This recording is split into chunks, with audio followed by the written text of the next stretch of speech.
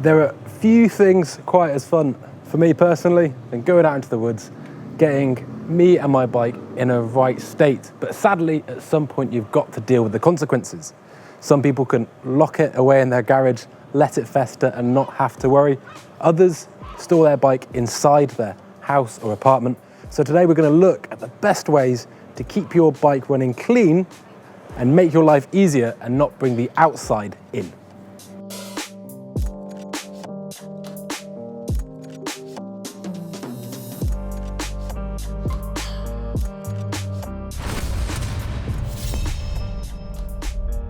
So you've had a great day's riding, time of your life even.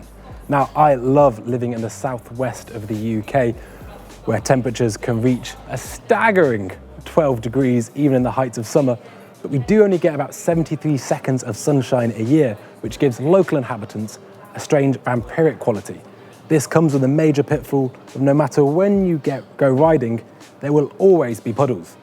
Now you can lock your bike away, maybe in your garage or shed, let it rot and fester and it can be tomorrow's problem.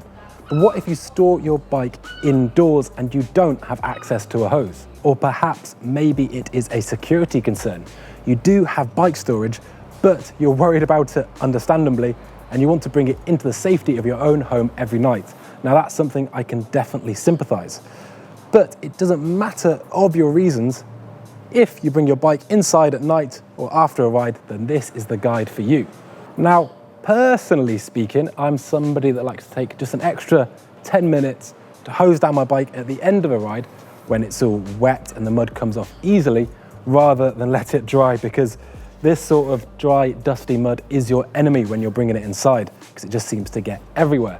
Now, luckily enough for us, some of my colleagues at GMBN aren't of quite the same persuasion, so we do have plenty of bikes to show and clean in this tutorial. So there are no excuses for this one. How hard is it to leave one of these in the back of your car or within arm's reach of your back door? So as a general rule of thumb, 1 bucket is good, but 2 buckets is best. There's often water access at the trailhead, but if not, for that very reason, I take one of these with me riding. Well, I say riding, it lives in the back of my van. I like to use 1 bucket for clean water and 1 bucket for the dirty stuff. And you can also pretty much, a pretty basic but quite efficient way to spray wet and loose mud straight off the bike before you've even touched it with a brush. To save you spraying wash all over your bike, I actually like to just get the brush wet, crack off the excess water, and a couple of sprays on the brush itself. It seems to actually be a really quick and efficient way to go over the whole bike with some bike-specific cleaner. So now I just go to the bucket with the clean water so I can rinse the bike off nice and quickly, and I'm not bringing the mud back onto the bike. Now, this isn't about getting a showroom quality clean, but rather getting all the loose mud so it's off the bike. So when you bring it inside, it's not gonna annoy whoever you live with or just kind of right off your carpet, really. Now, tyres particularly are something you really want to clean when they're wet. If you can just blast them, even with a water bottle while they're wet, even if that's the only bit of the bike you do, you'll be thankful for it later.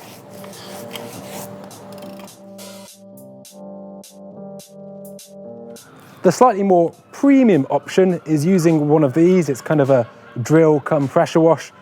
And yeah, it uses surprisingly little water and is a very efficient way just to blast the mud off your bike there and then.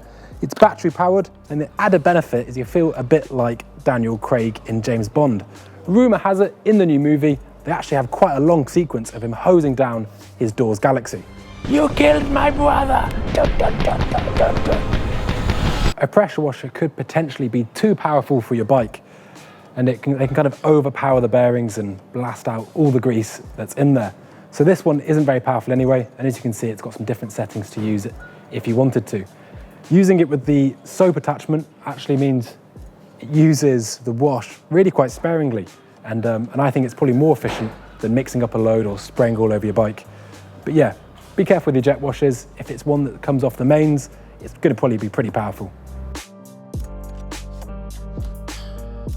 I think perhaps the natural progression from a small jet washer is to a big one. Now, a lot of petrol stations, you do have the option to kind of pay as you play and use what is a very powerful jet wash. Personally, I don't really like it. I think it is too powerful, but I'd be lying if I said that it hasn't got me out of jail before, and perhaps spending the evening at a friend's house and I can't turn up with a muddy bike, can I? If you're sensible with it, it's not too bad, and some people just take the hit and accept they're going to wear out parts quicker, such as bearings. You can, if you're smart, clean your bike really efficiently, especially the tyres and the wheels, and just keep that beam away from the pivots and bearings.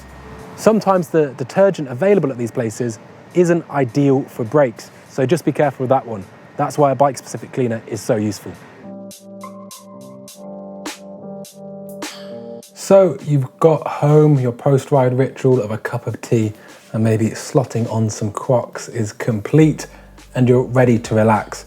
Now, if you had time, or if it's something that worries you, maybe I'd say if you've got, cream carpets, then muck from your drivetrain can really affect things. So it can be a good option to go sparingly on wet lube because the crud it can generate, and when that's kind of ground into a paste on your jockey wheels, that's really worth watching out for. You also find that if you do get your bike really wet and you do blast off any lubricant off the chain and it's running, it's just going to dry after being wet, giving it a quick spray of some water displacement, i.e. WD-40, always goes down well.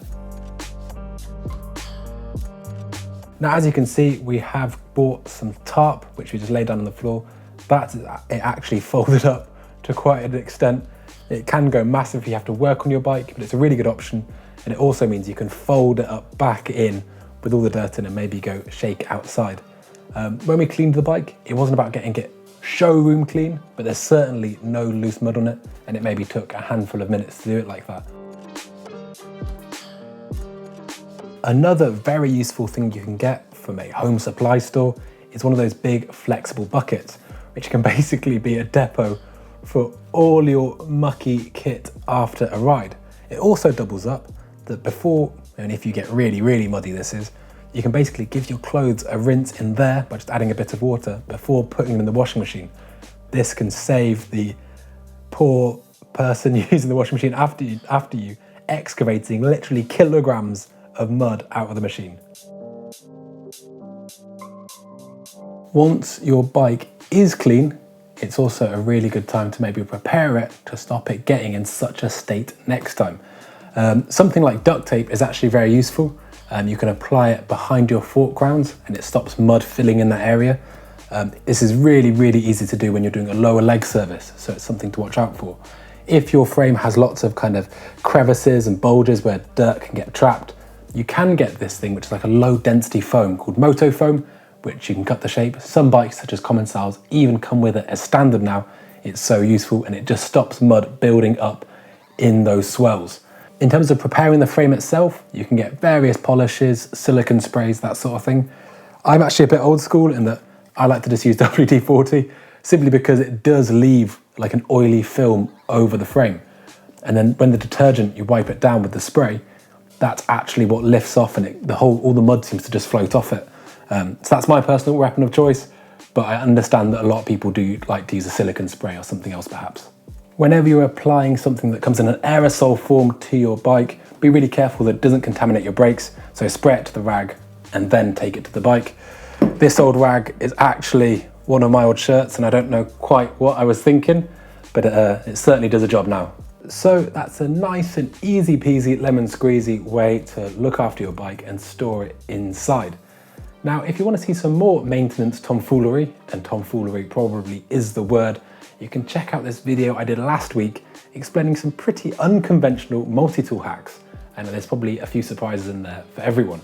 If you want to see something a bit more refined, elegant, sophisticated, all words of course synonymous with our very own Andrew Dodd, you can check out his bike check on Martin's ultra cool prototype tandem.